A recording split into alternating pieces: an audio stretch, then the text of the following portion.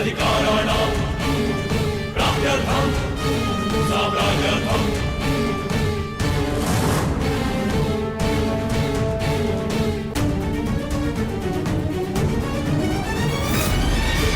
न्यायस्य अन्याये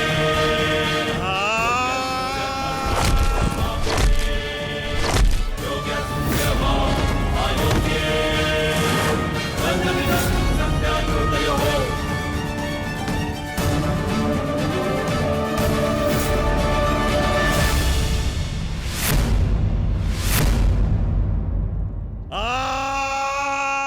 ये हो क्या रहा है?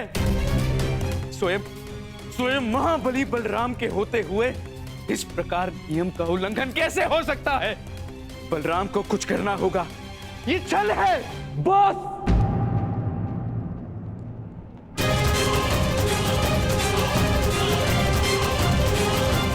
नियम भंग हुआ है।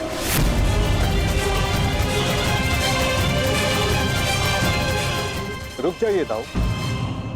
आपने कहा था कि जो नियम भंग करके विजय प्राप्त करेगा तो आप उसे दंड देंगे, किंतु अभी जय विजय का निर्णय नहीं हुआ है दाऊ।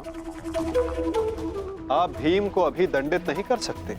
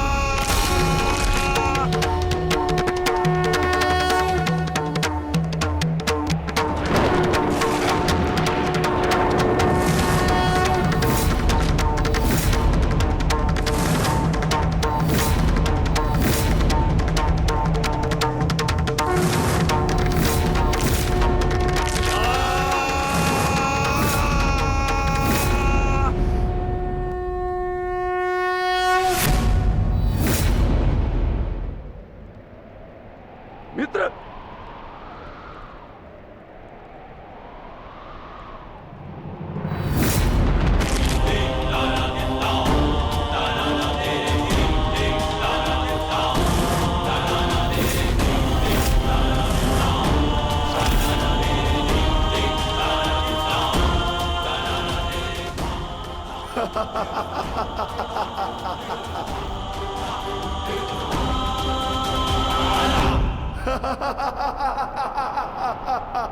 अंत हो गया, अधर्म का अंत हो गया।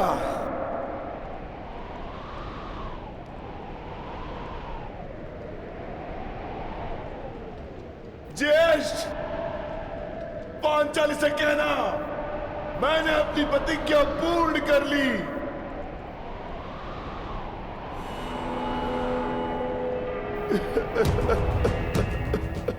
मैंने अपनी प्रतिज्ञा पूर्ण कर ली, पूर्ण कर ली, पूर्ण कर ली।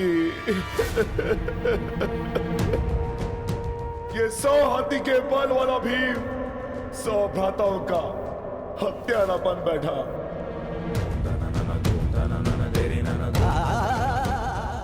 आज ये देवपुत्र अपने भ्राताओं का रक्त पीने वाला राक्षस बन बैठा।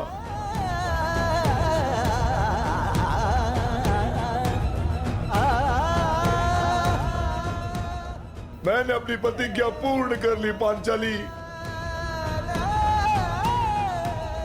तुम्हारे अपमान का प्रतिशोध मैंने ले लिया। इस महायुद्ध में, इस महाभारत में मैं विजयी हो गया।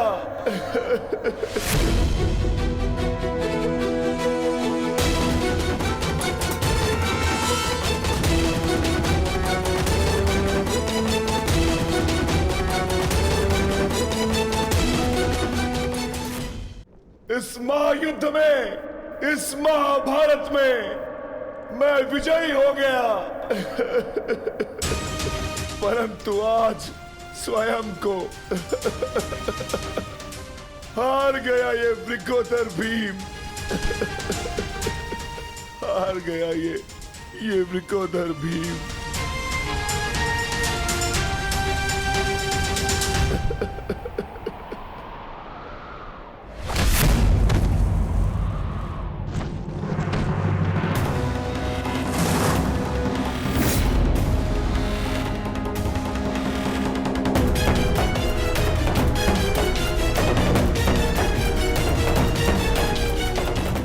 मैंने कहा था ना भीम, यदि किसी ने नियम तोड़कर विजय पाई तो मैं स्वयं उसके प्राण हर लूंगा।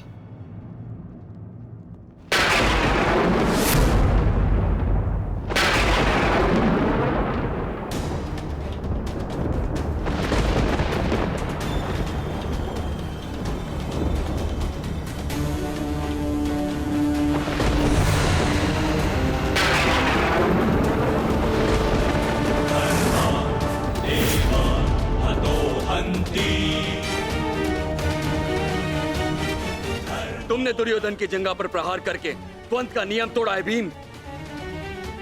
अब मैं तुम्हें जीवित नहीं छोड़ूंगा। धर्म स्थापना के लिए यह आवश्यक था और मेरी प्रतिज्ञा पूर्ण होने के लिए भी। माधव ने मुझे मार्ग दिखाया, परंतु यदि माधव के ज्येष्ठ मुझे यम के मार्ग पर भेजना चाहते हैं तो मैं उसके लिए भी सच्चा हूं। श्री बलराम। हाँ बलराम, अंत कर दो इस दुष्ट का। ये हत्यारा है। इसने मेरे 100 पुत्रों की निर्दयता से हत्या की है। जिन पांडवों ने मेरे वंश के वृक्ष की जड़ों को काटा है, काट डालो उनके वंश के वृक्षों को। ये क्या अनर्थ हो गया महादेव। आपके दिए गए वरदान के पश्चात भी ये माता अपने पुत्र, अपने दुर्योधन को उस कृष्णा के छल से नहीं बचा पाए। ये कैसा न्याय है आपका। इसने 100 पुत्रों के गर्वित पिता को पुत्रहीन कर दिया। इसने एक अंधे के सभी स्वप्नों को अंधकार में डाल दिया।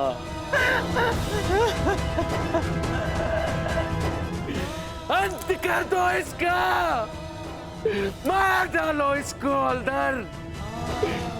यदि मुझे कोई तर्पण करने वाला जीवित नहीं तो इनका तर्पण करने वाला भी शेष नहीं होना चाहिए।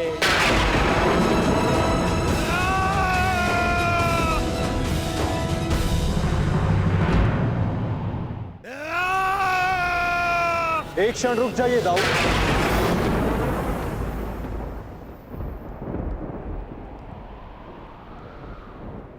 नहीं कान्हा, अब मत रोकना मुझे। अब मैं बंदित नहीं हूं। मैं अधर्म को तो नहीं रोक पाया, परंतु अधर्मी का नाश अवश्य करूंगा।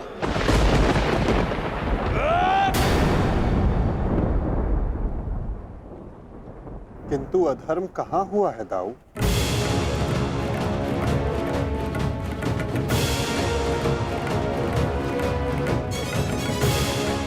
भीम ने नियम भंग करते हुए दुर्योधन की जंघा पर प्रहार किया। क्या यह अधर्म नहीं? तुमने स्वयं अपनी आंखों से देखा है कान्हा, फिर भी तुम मुझसे प्रश्न कर रहे हो? हाँ दाऊ, क्योंकि ये प्रश्न उचित है।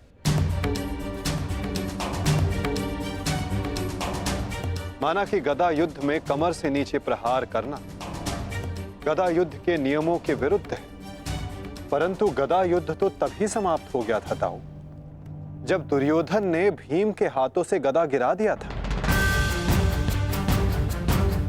किंतु उसके पश्चात क्रोध के कारण दुर्योधन निहत्थे भीम पर निरंतर गदा से प्रहार करते रहे। क्या यह उचित था दाऊ?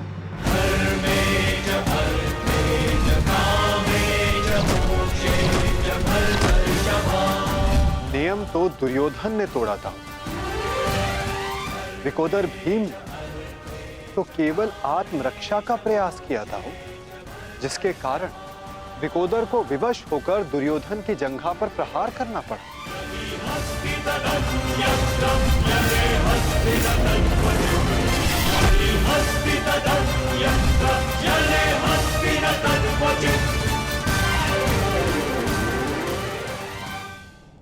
और दाऊ, स्मरण रहे, नियमों को भंग करना तो दुर्योधन ने प्रारंभ किया। दाऊ, जब दो योद्धा आपस में युद्ध करते हैं तो वो एक दूसरे को उकसाते हैं, किंतु किसी की कुल वधू का मान मध्य में लाना और उसका अपमान करना क्षमा योग्य नहीं होता है दाऊ। आप क्या चाहते थे दाऊ? कि दुर्योधन इस युद्ध में विजयी हो जाए और पांचाली को अपनी जंघा पर बैठा।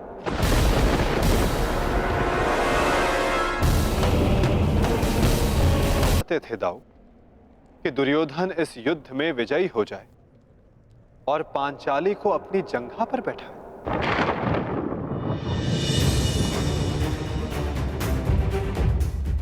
क्या ये नियम होता?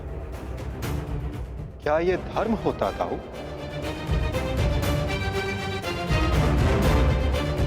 यदि ये दोनों युद्ध करना चाहते हैं तो करें।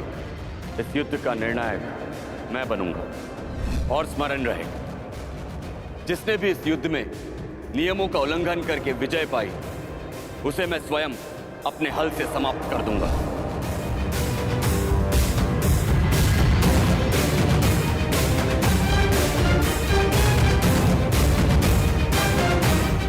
जो हुआ था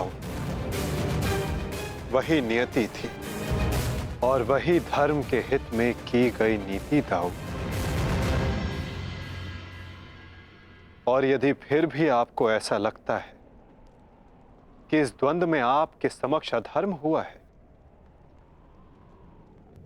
तो उस सारे अधर्म की जड़ मैं हूं दाऊ।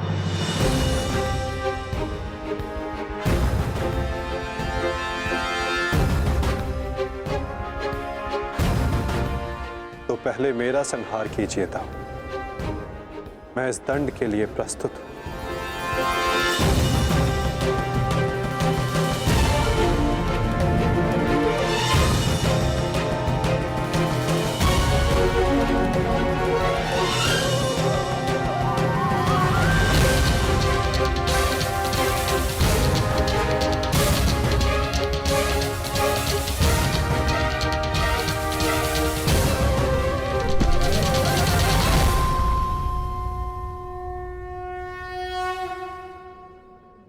तुमने मुझे निरुत्तर कर दिया कान्हा।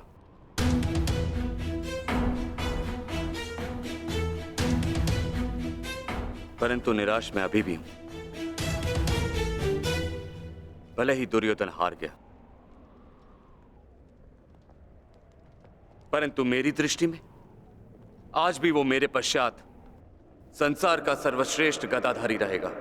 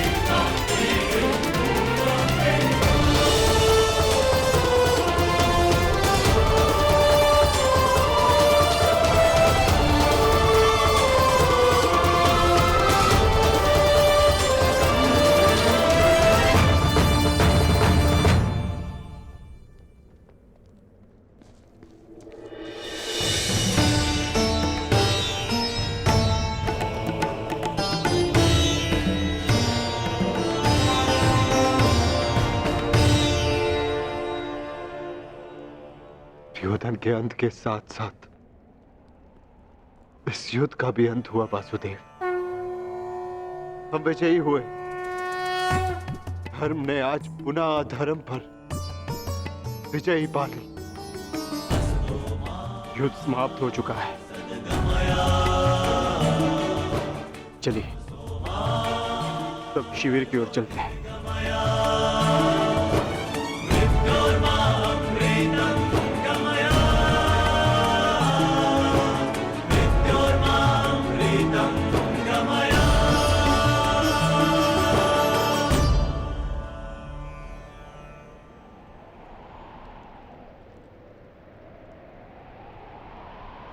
युद्ध अभी शेष है धर्मराज।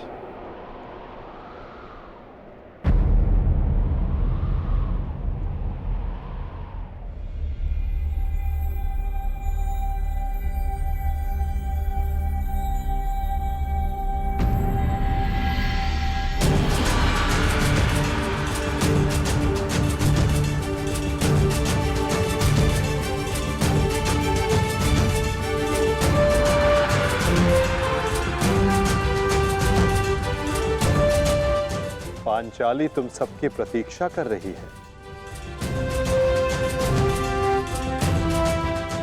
जाओ।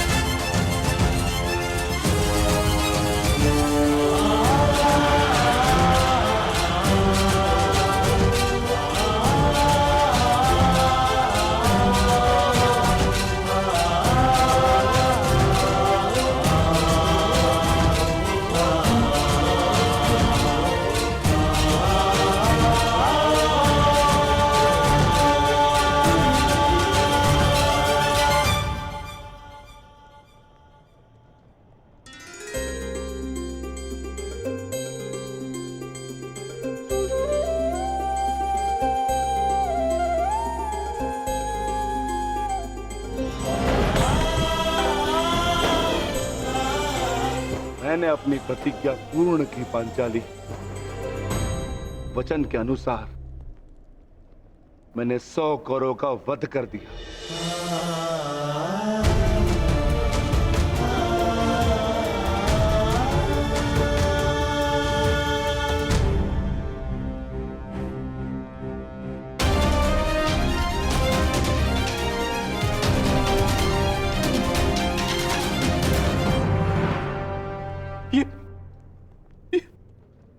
ये क्या हो गया मित्र? कृतवर्मा, देखो देखो मेरे मित्र की क्या दशा कर दी उन्होंने। ये सब उस वासुदेव का किया है। यादव हूं, परंतु गर्व है कि कौरवों के लिए लड़ा। और आज वासुदेव ने छल से दुर्योधन की जैसे छल से अंगराज कर्ण का वध करवाया वासुदेव ने। और आज मित्र, उठो मित्र, मित्र, हमें युद्ध जीतना है मित्र, हमें युद्ध जीतना, हमें पितामह, पिताश्री और मित्र कर्ण की मृत्यु का प्रतिशोध लेना है मित्र। उठ जाओ मित्र, उठ जाओ मित्र, तुम मुझे छोड़ के नहीं जा सकते मित्र। उठाओ मित्र, मित्र उठाओ, उठाओ।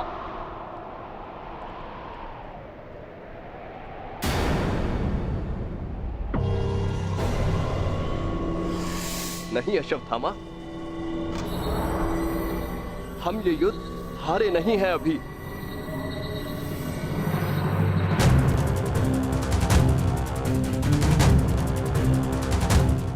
मित्र, मित्र तुम जीवित हो मित्र। साथ ही युद्ध अभिशेष, ये युद्ध अभिशेष है मित्र।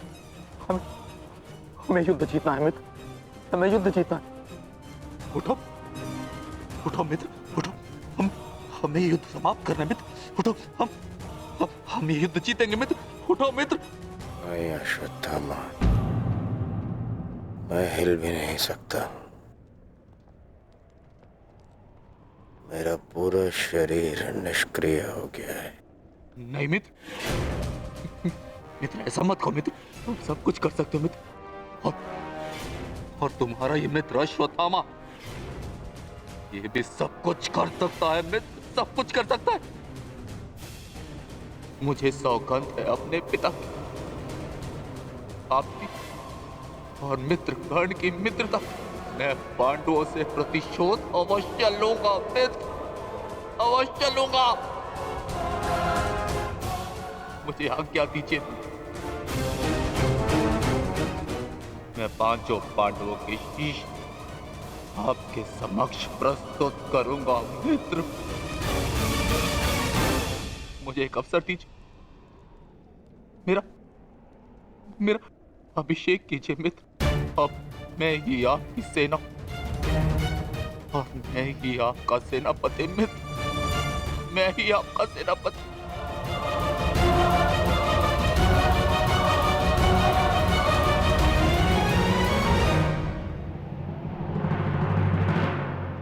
जाओ अश्वत्थामा, जाओ और मेरा प्रतिशोध लेकर आओ।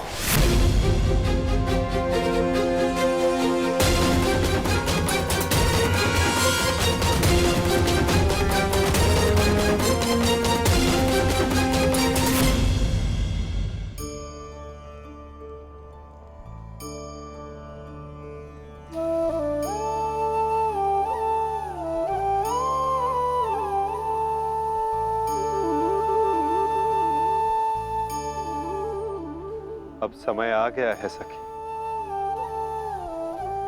तुम्हारे पतियों ने अपनी प्रतिज्ञाएं पूर्ण की।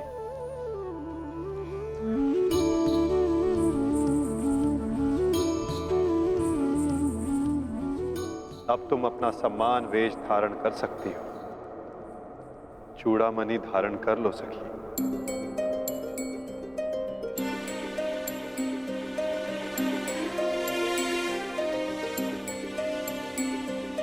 कुमारी चापि पांचाली वेदी मध्या समुत्थिता सुभागा दर्शनीयांगी स्वसीताय तलोचना।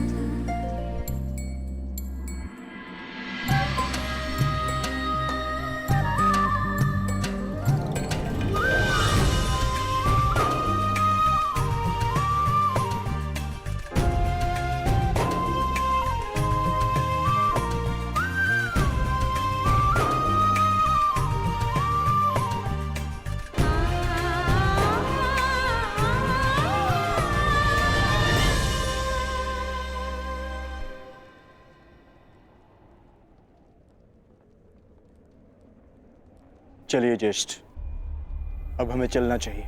नहीं अर्जुन, ये राहुकाल का समय है, कल प्रातःकाल में प्रस्थान करेंगे। कृतवर्मा, हमें इसे संभव बनाना होगा, हमें ये युद्ध जीतना ही होगा।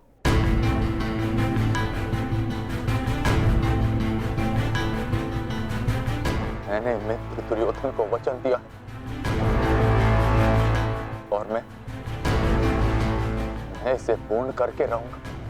किंतु योजना क्या है? योजना है मेरे पास।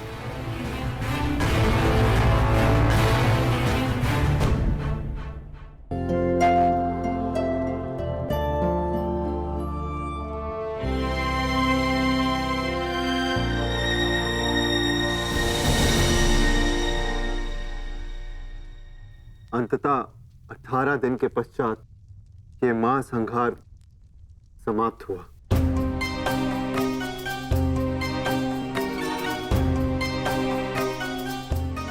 युद्ध भूमि को त्यागने से पूर्व युद्ध को संपूर्ण नहीं समझा जाता धर्मराज।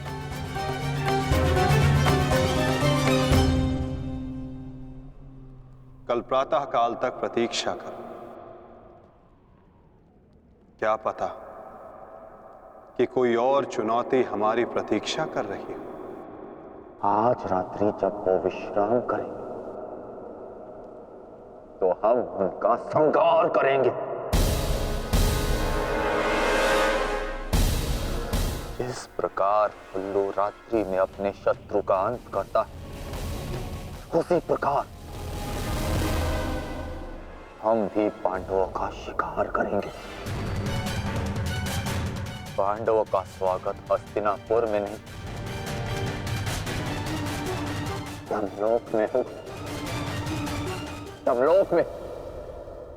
यदि कल प्रातः काल तक कोई चुनौती नहीं आती तो ही इस युद्ध को समाप्त समझना धर्मराज। किंतु माधव, अब हमें चुनौती देने के लिए शेष बचा ही कौन है? अश्वत्थामा। क्या हम अनीति पूर्वक पांडवों का वध करेंगे? इस महाभारत में नीति अब शेष ही कहां है? क्या मेरे पिता का वध नीति से हुआ? क्या महामहिम भीष्म का संहार नीति पूर्वक था? क्या कर्ण का वध नीति का था? यहां तक कि मित्र दुर्योधन को भी नीति से परास्त किया गया। तो तुम किस नीति की आशा लगाए बैठे हो कृतवर्मा? इस युद्ध में नीति और अनीति का कोई महत्व नहीं।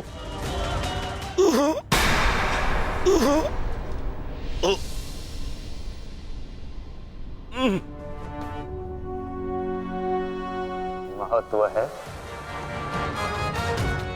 तो केवल विजय का। महत्व है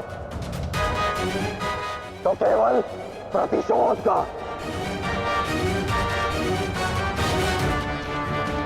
विजय पाने का केवल एक ही मार्ग है, आक्रमण। और वो भी तब जब शत्रु निद्रा में लीन हो। अपने शस्त्र के साथ सज्ज रहो कृतवर्मा, और रात्रि की प्रतीक्षा करो।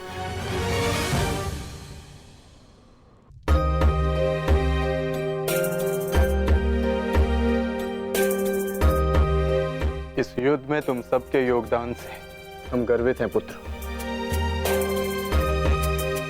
इस युद्ध में तुम सबका प्रदर्शन प्रशंसनीय था। युद्ध अब समाप्त हो चुका है और भोजन के पश्चात तुम सबको विश्राम करना चाहिए।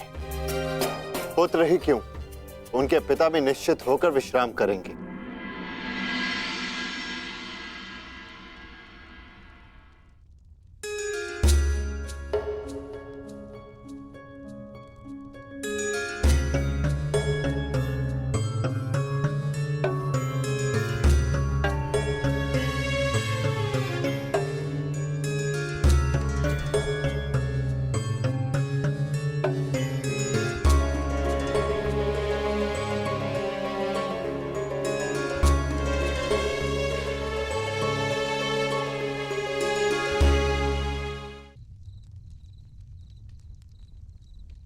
क्या हुआ माधव?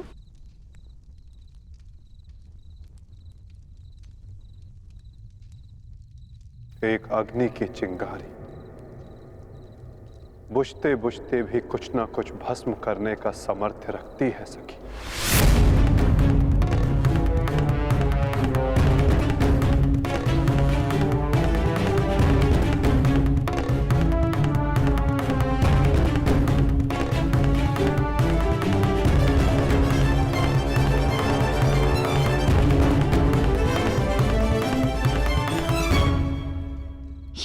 क्या कह रहे थे?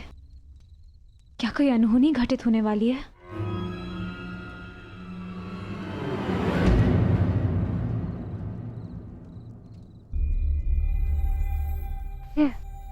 क्या हुआ पांचाली?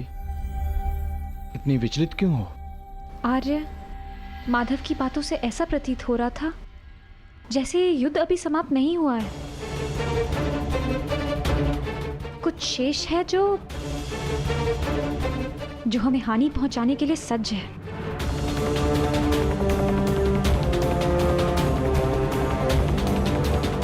माधव की कोई भी बात कभी भी निरर्थक नहीं होती। हमें उनकी बात के पीछे अर्थ को समझना होगा।